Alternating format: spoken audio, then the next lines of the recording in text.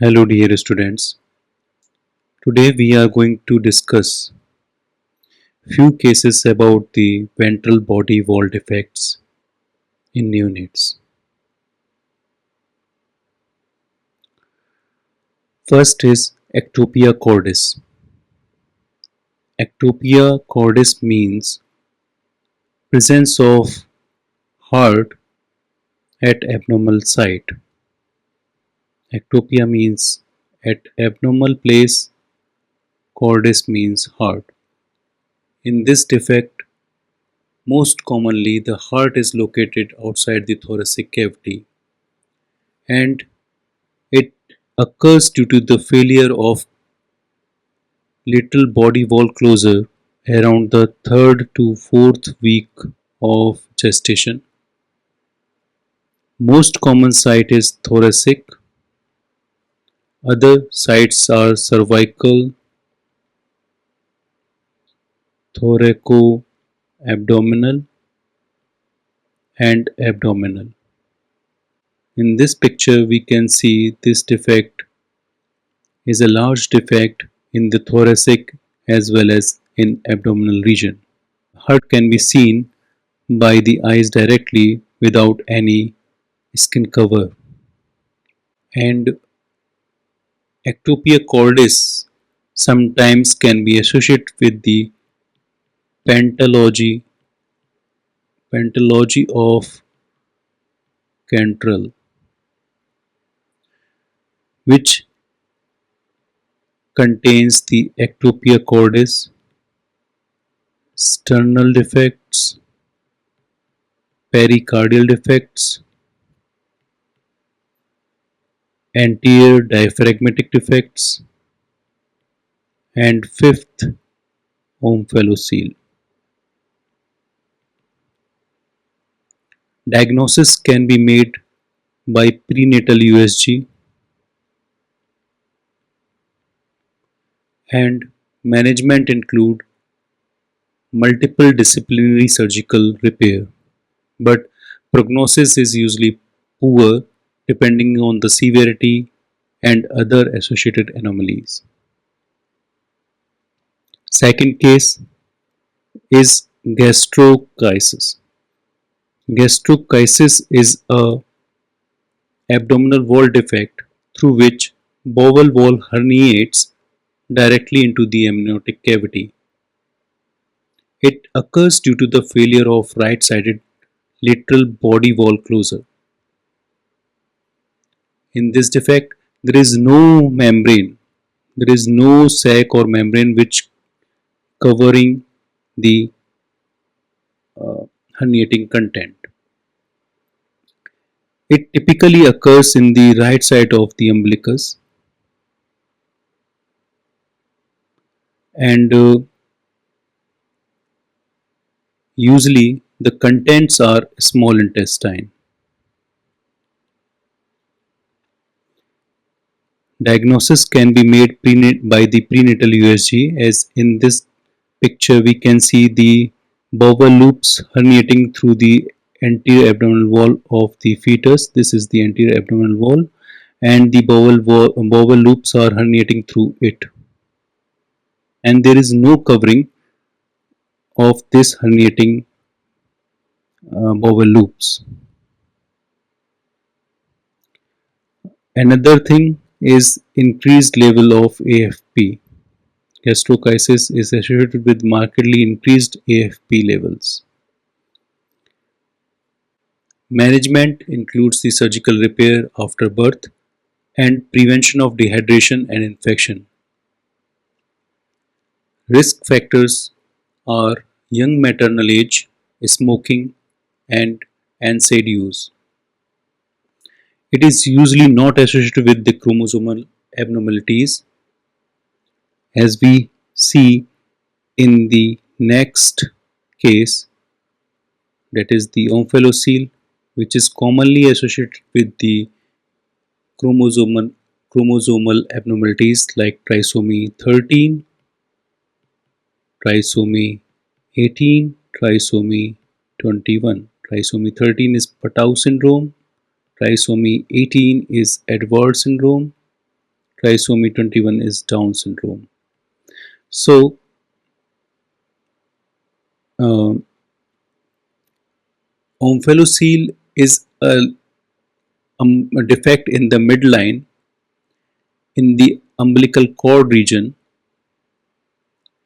and it occurs due to the failure of midgut loop to return back to the abdominal cavity during the 10th week of gestation. 10th week of gestation. The bowel loop which comes out of the umbilical cord does not come back to the abdominal cavity, and it is usually covered with a sac, the peritoneal sac and amnion. And we can see the insertion of the umbilical cord at the base of this sac. Other syndromes which can be associated with the omphalocele are the Beckwith-Wiedemann syndrome. In this syndrome, everything becomes large due to the increased IGF, and it presents with the macroglossia, macrosomia, that means large body, hemihypertrophy, abnormal increased growth of the half of the body, hemihypertrophy, and the tumors associated with it are uh, the Wilms tumor, second is the hepatoblastoma, third is the neuroblastoma, and other is the fourth is the rhabdomyosarcoma. Diagnosis made by the prenatal USG, as we can see in this picture. This is the anterior abdominal wall, and this is the defect in the abdominal region, and the uh, bowel loop is present outside the body wall, and it is covered with a sac. So uh, this is the omphalocele, which can be seen in prenatal USG. In this, AFP levels are also increased, but not as much as we see in the gastroschisis. Prognosis is usually poorer as compared to gastroschisis because it is commonly associated with the chromosomal abnormalities. Now we come to the differences between the omphalocele and gastroschisis. Defect location. Omphalocele is a midline defect at the base of the umbilical cord. However, the gastroschisis is located right side of the midline in the para-umbilical region. Sac covering. The defect in the herniating content in the omphalocele is covered with a sac which is made of peritoneum plus amnion. However, in gastroschisis there is no sac.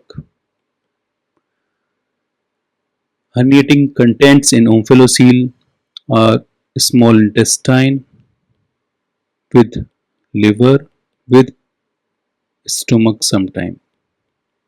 So it is a larger defect and associated with the poorer outcome as compared to the gastroschisis. Chromosomal abnormalities are more common in omphalocele, and chromosomal abnormalities are very rare in gastroschisis. AFP levels are markedly elevated in gastroschisis, and these are only moderately elevated in the omphalocele. Now come to the other two defects in the anterior abdominal wall. First is the bladder exstrophy. It is a midline defect in the abdominal wall with the exposure of bladder mucosa. This red color mucosa is of bladder through the lower abdominal wall, and it occurs due to the failure of anterior abdominal wall closure due to the defective mesodermal migration. Key features are visible bladder mucosa at birth, epispadias in male patients, and pubic diastasis, that is the widely spaced pubic bones. Diagnosis made by prenatal USG, in which there is non-visualization of bladder on ultrasound. Management requires the surgical closure followed by long-term urological care. But uh, now come to the another defect, that is the cloacal exstrophy. Cloacal exstrophy is severe ventral body wall defect with exposed bladder which occurs in two halves known as hemibladder, left and right hemibladder, along with the bowel, exposed bowel wall, genital structures, and sometimes omphalocele. So the cloacal exstrophy is a larger defect than the bladder exstrophy, and it is associated with the more poorer prognosis as compared to the bladder exstrophy. Genital abnormalities in this condition can include the bifid penis, absent clitoris, and other abnormalities is uh, can be seen is the imperforate anus. It can be associated with a complex known as Oy's complex, that is omphalocele. Second is the exstrophy of cloaca. Third is the imperforate anus. Fourth is the spinal defects like the myelomeningocele. Myelomeningocele. And diagnosis can be made by the prenatal USG. Management is a complex multidisciplinary approach, requires surgical repair. However, prognosis is very poor as compared to the bladder exstrophy. So today we have learned 5 congenital ventral body wall defects. First was ectopia cordis, second was gastroschisis, third was omphalocele, and fourth and fifth was exstrophies.